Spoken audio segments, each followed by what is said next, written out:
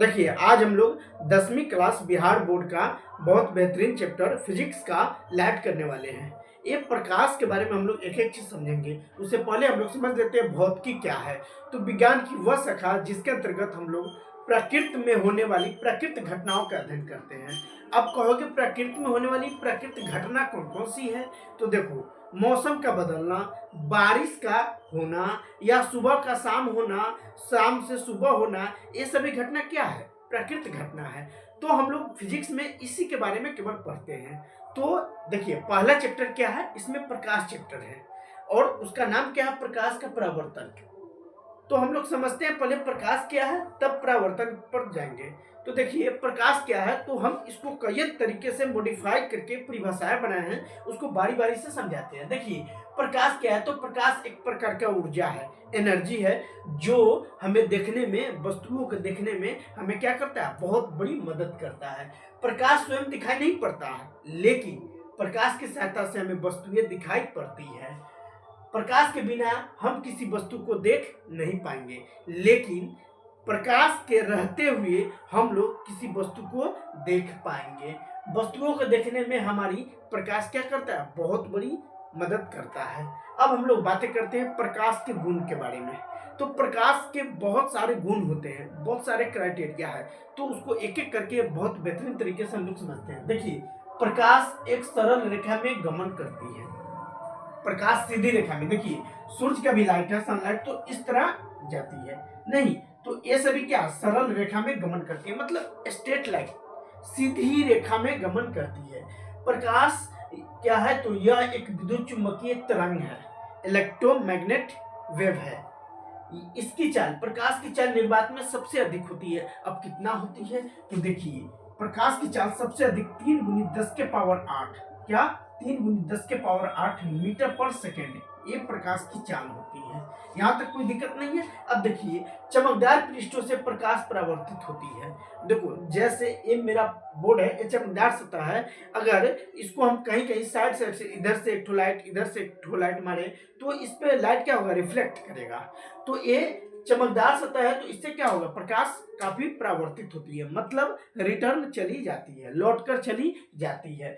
अब हम लोग समझते हैं प्रकाश पारदर्शी माध्यम से होकर गुजरती है, अपारदर्शी माध्यम से होकर कभी भी नहीं गुजरेगी। जैसे देखो ये मेरा मार्कर है और यहाँ से यहाँ पे प्रकाश इन करे तो यहाँ से कभी भी इस तरफ से लाइट पास नहीं कर पाएगा। तो कहने का मतलब क्या है कि प्रकाश कभी भी पारदर्शी माध्यम से होकर ही गुजरेगा, न कि अपारदर्शी माध्यम से होकर गुजरेगा। तो हम लोग समझ लिए प्रकाश क्या है, प्रकाश के गुण को भी हम लोग समझ लिए। अब हम लोग बातें करते हैं प्रकाश स्रोत की। तो उससे पहले हम इसे इरेज करते हैं, आप लोग स्क्रीनशॉट इसका ले सकते हैं। तो आइए हम लोग समझते हैं प्रकाश स्रोत के बारे में। तो वह वस्तु जहां से प्रकाश निकलती है उसे क्या बोलते हैं, प्रकाश स्रोत बोलते हैं। अब एग्जाम्पल के तौर पे आप समझ सकते हैं, जलता हुआ बल्ब, जलता हुआ मोमबत्ती, हमारा सूर्य, हमारी तारे, ये सब क्या है, प्रकाश के स्रोत है। तो प्रकाश के स्रोत जब ये है, तो हम लोग समझते हैं प्रकाश के स्रोत कितने प्रकार के होते हैं। तो देखिए प्रकाश के स्रोत 2 प्रकार के होते हैं। एक होते हैं दीप्त प्रकाश, एक क्या होते हैं, दीप्त प्रकाश, और दूसरा होता है अदीप्त प्रकाश। दूसरा क्या होता है, अदीप्त प्रकाश। इसी को हम लोग दूसरे भाषा में भी बोल सकते हैं। एक क्या हो जाएगा, ल्यूमिनियस और सेल्फ ल्यूमिनियस, और एक हो जाएगा नॉन ल्यूमिनियस। ठीक है, दीप्त और अदीप्त प्रकाश।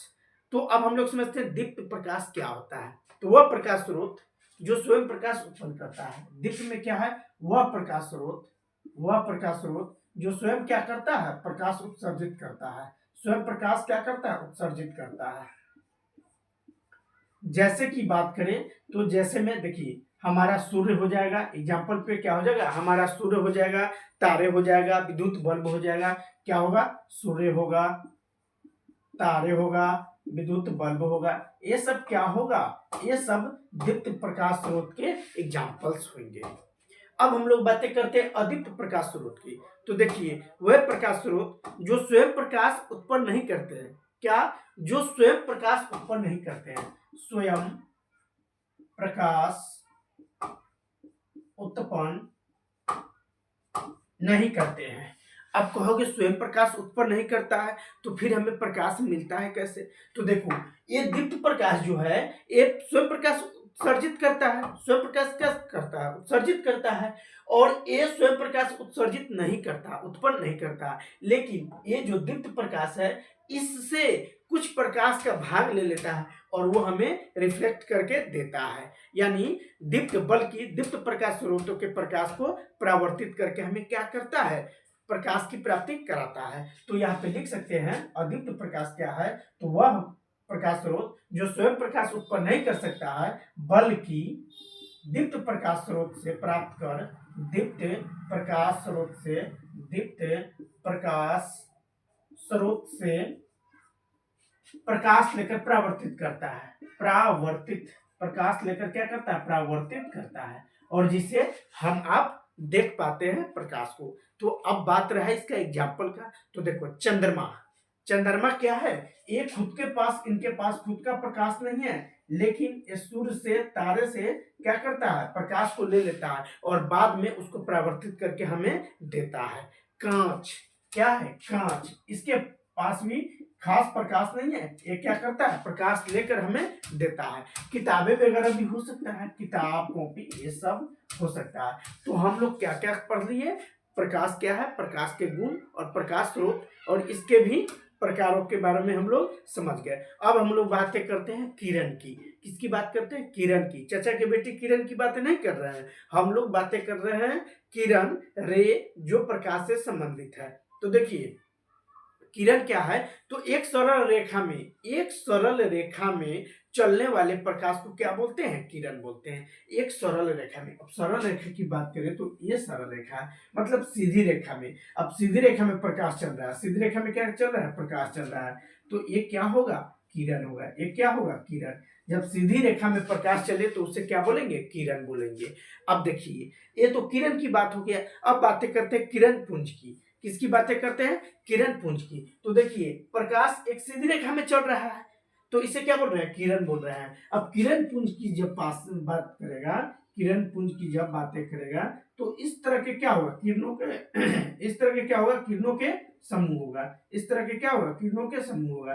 तो हम लोग बोल सकते हैं किरणों के समूह को, किरणों के समूह को क्या बोलते हैं, किरण पुंज बोलते हैं।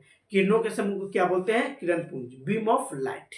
तो अब बातें करते हैं किरण पुंज कितने प्रकार के होते हैं। तो देखिए किरण पुंज 3 प्रकार के होते हैं। तो किरण पुंज कितने प्रकार के होते हैं, 3 प्रकार के होते हैं। एक कौन सा किरण पुंज होता है, जो समांतर होता है। क्या होता है, एक कौन सा होता है, समांतर किरण पुंज होता है। एक समांतर किरण पुंज होता है, दूसरा किरण पुंज। अब दूसरा की बातें करते हैं तो दूसरा होता है अपसारी। एक क्या होता है, अपसारी। एक क्या होता है, अभिसारी किरण पुंज। तो दूसरा अभिसारी किरण पुंज, अभिसारी किरण पुंज, अभिसारी किरण पुंज। और तीसरा की बात करें तो बोलेंगे अपसारी। क्या बोलेंगे, अपसारी किरण पुंज, अपसारी किरण पुंज। ये 3 किरण पुंज कितने प्रकार के हुआ बच्चों, 3 प्रकार के। कौन कौन, एक समांतर किरण पुंज, एक अभिसारी किरण पुंज, एक अपसारी किरण पुंज। ये 3 तरह के किरण पुंज हुए। अब हम लोग बातें कर लेते हैं समांतर किरण पुंज क्या है। तो वैसा किरण पुंज जिसमें सभी किरणें आपस में समांतर होती है, वैसा किरण पुंज जिसमें क्या, सभी किरणें आपस में क्या होगा, समानांतर होगा।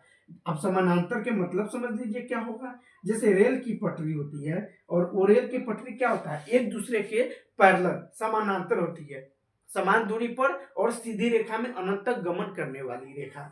तो ये क्या है, समानांतर है। ये क्या है, समानांतर। और यहाँ पे क्या कर रहा है, प्रकाश गमन कर रहा है, तो ये समानांतर किरण पुंज हो गया। अब बातें करते हैं अभिसारी किरण पुंज की। तो देखिए अभिसारी किरण पुंज में क्या है कि सभी किरण पुंजे एक जगह पे आके, कहाँ पे, एक जगह पे आके, एक जगह पे आके सभी किरणें क्या होता है, एक जगह पे आके, एक जगह पे आके सभी क्या हो जाता है, रुक जाता है। एक जगह पे आके क्या होता है, रुक जाता है। तो एक जगह पे आके जब रुक जाए तो एक क्या कहलाएगा, अभिसारी। एक जगह पे आके रुक जाए तो क्या बोलेंगे, अभिसारी। एक पॉइंट है ना, यहाँ पे एक पॉइंट दिख रहा है, तो यहाँ पे एक बिंदु पे आके रुक जाए तो इसे बोलेंगे अभिसारी किरण पुंज। क्या बोलेंगे, अभिसारी किरण पुंज। और ऊपर वाला क्या है, समानांतर, समांतर किरण पुंज है, समांतर किरण पुंज है। अब हम लोग बातें करते हैं तीसरा के। तीसरा क्या है, अपसारी। तीसरा क्या है, अपसारी किरण पुंज। तो देखिए अपसारी किरण पुंज में क्या है कि अभिसारी का उल्टा होता है। इसमें एक बिंदु पे आके सभी किरणें रुक जा रहा है, और अपसारी में क्या है, एक बिंदु से चारों तरफ बिखरने लगता है, चारों तरफ फैलने लगता है। एक बिंदु से आके क्या होता है, चारों तरफ फैलने लगता है, जैसे ऐसे ऐसे ऐसे ऐसे। एक बिंदु से क्या हो रहा है, फैल रहा है, एक बिंदु से क्या हो रहा है, फैल रहा है। तो ये क्या हो जाएगा, अपसारी किरण पुंज हो जाएगा। अपसारी में क्या होगा, एक बिंदु पे आके किरणें क्या होगा, रुक जाएगा, और समानांतर में एक दूसरे के समांतर चलते रहेगा। तो हम लोग क्या क्या बातें कर लिए, अब किरण क्या है, किरण पुंज क्या है, और इसके प्रकार के बारे में और सभी के बारे में हम लोग एक्सप्लेन कर लिए। तो एक बार हम लोग बाय डिफिनेशन एक बार और ध्यान में रख लेते हैं। तो समांतर किरण पुंज क्या है उसको समझ लेते हैं। वैसा किरण पुंज जिसमें सभी किरणें आपस में समांतर हो उसे क्या बोलते हैं, समांतर किरण पुंज कहते हैं। अब बात करते हैं अभिसारी किरण पुंज की। तो वैसा किरण पुंज जिसमें सभी किरणें एक बिंदु पर आकर जमा हो जाता है, एक ही बिंदु पे आके क्या हो रहा है, जमा हो जा रहा है। सभी किरणें क्या हो रहा है, एक बिंदु पे, एक मेन जो पॉइंट है उस पॉइंट पे आके क्या हो रहा है, जमा हो जा रहा है। और अपसारी किरण पुंज में क्या है, वैसा किरण पुंज जिनमें सभी किरणें एक दूसरे में फैलती है या फैलती हुई प्रतीत होती है। एक बिंदु से किरणें क्या हो रहा है, सभी जगह फैलती हुई प्रतीत हो रहा है। तो ये क्या हो जाएगा, अपसारी किरण पुंज हो जाएगा। तो हम लोग यहां तक समझ लिए किरण पुंज के प्रकार के बारे में। अब हम लोग बातें करते हैं प्रकाशिक माध्यम की। किसकी बातें करते हैं, प्रकाशिक माध्यम की। तो देखिए जिन माध्यम से होकर प्रकाश गुजरता है उसे क्या कहते हैं, प्रकाशिक माध्यम कहते हैं। तो फिलहाल हम इसे इरेज करते हैं, आप स्क्रीनशॉट ले सकते हैं। अब देखिए हम लोग समझते हैं प्रकाशिक माध्यम क्या है। तो प्रकाश जिन माध्यम से होकर गुजरता है उसे क्या बोलते हैं, प्रकाश जिन माध्यम से होकर गुजरता है उसे प्रकाशिक माध्यम बोलते हैं। अब कहोगे वो माध्यम कौन कौन सा है, तो देखो वायु उससे भी क्रॉस कर रहा है, कांच उससे भी क्रॉस कर रहा है, जल, हीरा, एल्कोहल, ये सभी क्या है, प्रकाशिक माध्यम है जिसे आसानी से प्रकाश क्या हो रहा है, पार कर रहा है।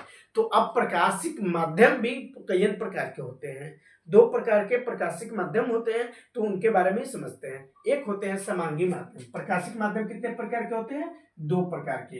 एक होते हैं समांगी माध्यम, समांगी माध्यम, और दूसरे की बात करें तो विषमांगी माध्यम, विषमांगी माध्यम। तो प्रकाशिक माध्यम कितने प्रकार के हो गए, दो प्रकार के हो गए।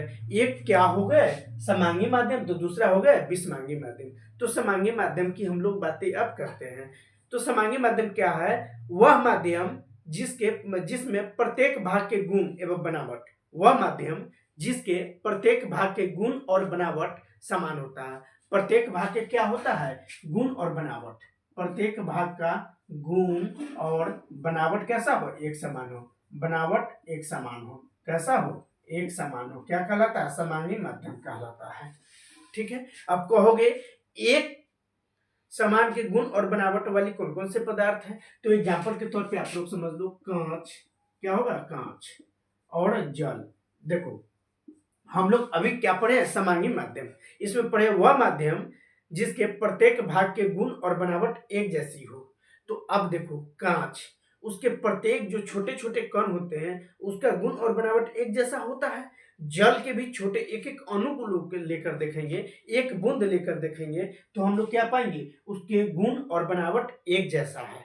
जबकि विषमांगी में ऐसा नहीं होता है। विषमांगी वह माध्यम जिसमें प्रत्येक भाग के गुण और बनावट अलग अलग होता है, जिसमें क्या है, प्रत्येक भाग के गुण और बनावट, गुण और बनावट क्या हो, असमान हो। असमान हो मतलब एक जैसा नहीं हो। अब कहोगे सर ऐसा कुछ एग्जाम्पल बताइए जिससे हमें समझ में आए। तो जल और तेल लगा मिश्रण, जल और तेल लगा मिश्रण अगर ले लेते हैं कागज का, अब जैसे सिंपल सी बात है, कागज है और उस पे क्या करो, थोड़ा सा तेल लगा दो और उस पे जल डालो तो अलग अलग हो जाएगा। जल और रेत ले लो, नहीं तो एग्जाम्पल में लिख लोगे, एक ठो लिख लो, जल और रेत का मिश्रण, जल और रेत का मिश्रण। दूसरा की बात कर लो तो जल और तेल लगा हुआ जो कागज है उसको भी लेकर देखेंगे तो क्या एक जो भाग है, एक जो पदार्थ का भाग है, माध्यम का जो भाग है, उसके गुण और बनावट एक जैसा है, नहीं, कभी भी नहीं हो सकता है। जल का जैसा गुण है वैसा क्या रेत का गुण है, नहीं। जल का गुण है प्रकाश को आर पार कर देना। क्या रेत वैसा करता है? नहीं करता है। तो ये क्या होगा? विषमांगी माध्यम होगा। और जिसका गुण और बनावट क्या हो? एक जैसा हो, वो क्या हो सकता है? समांगी माध्यम हो सकता है। जैसे कांच, जल, ये सब क्या होगा? ये सब होगा समांगी माध्यम। तो अब हम लोग समझते हैं प्रकाश के गमन के आधार पे पदार्थ को कितनों भागों में बांटा गया है। देखिए, प्रकाश गमन जब करता है तो वो पदार्थ से ही गमन करता है। तो ये पदार्थ कितने भागों में बांटा गया है? तो आप कहोगे सर 3 भागों में बांटा गया है। कौन कौन सा? एक पारदर्शी, एक अपारदर्शी, एक पारभासी। 3 तरह के पदार्थ दुनिया में है जिसे प्रकाश आसानी से पार कर जाता है या न करता है। मतलब पदार्थ की जो बनावट है वो प्रकाश के संबंध में देखा जाए तो 3 तरीके से है। तो हम लोग कौन कौन से समझे हैं अभी? एक होता है क्या? पारदर्शी। एक क्या होता है? पारदर्शी। दूसरा क्या होता है? अपारदर्शी। दूसरा अपारदर्शी। और तीसरे की जब बात करते हैं तो तीसरा होता है पारभासी। पारभासी। ये सभी क्या है? प्रकाश के गुजरने या प्रकाश के गमन के आधार पर पदार्थ के प्रकार है। तो हम लोग बहुत आसानी तरीके से समझते हैं पारदर्शी पदार्थ के बारे में। आप इसको यहाँ पे पदार्थ लिख लो। पारदर्शी पदार्थ के बारे में हम लोग बेहतरीन तरीके से समझते हैं। तो देखिए, वैसा पदार्थ जिनसे होकर प्रकाश की किरणें पूर्णतः पार कर जाती है। वैसा पदार्थ, यहाँ पे एक ठोकर पूरा लिख देते हैं। वैसा पदार्थ जिनसे होकर प्रकाश की किरणें पूर्णतः पार कर जाती है। पूर्णतः पार कर जाती है। क्या कहलाता है? पारदर्शी पदार्थ कहलाता है। अब कहोगे सर इसका कुछ एग्जाम्पल दे दीजिए ना।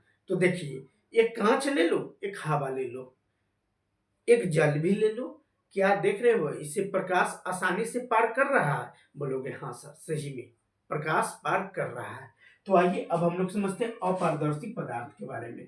किसके बारे में? अपारदर्शी पदार्थ के बारे में। तो वैसा पदार्थ जिनसे होकर प्रकाश की किरणें पूर्णतः पार नहीं करती है। मतलब थोड़ा भी पार नहीं कर पाता है। क्या बोलेंगे? वह पदार्थ जिनसे होकर प्रकाश की किरणें पूर्णतः पार नहीं कर पाती है या बाहर नहीं हो पाता है। क्या लिखेंगे? वैसा पदार्थ जिनसे होकर प्रकाश की किरणें बाहर की तरफ नहीं निकल पाती है। बाहर की तरफ नहीं निकल पाती है। तो अब कहोगे इसका एग्जाम्पल क्या होगा? तो ईंट ले लो ना, दीवार ले लो ना, लकड़ी ले लो ना। ये सभी क्या है? अपारदर्शी पदार्थ है। क्या है? अपारदर्शी पदार्थ है। पत्थर, ये सब क्या है? अपारदर्शी पदार्थ है। अब बातें करते हैं पारभासी की। अब किस सॉरी